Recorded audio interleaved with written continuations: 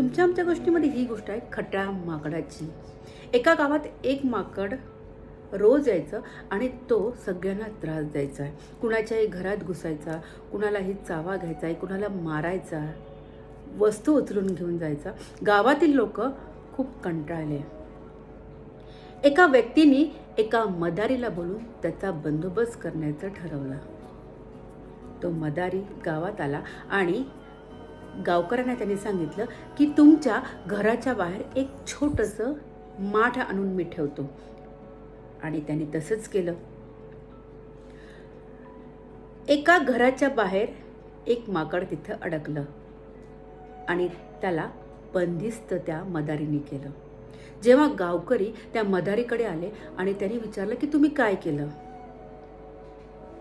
त्या मदारीने असं सांगितलं की जो माठ मी आणला होता त्या माठाचं तोंड छोटं होतं आणि माठाच्या आतमध्ये मी चण्याचे दाणे टाकले होते जे माकडांना खूप आवडते.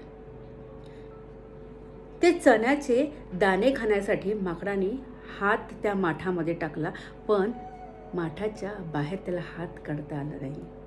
त्याच्यामुळे तो माकड तिथं अडकला. लोभामुळे तो माकड अडकला आणि पकडले गेला. अशी ही माकडाची गोष्ट आवडल्यास लाईक करा, शेअर करा, सबस्क्राईब करा.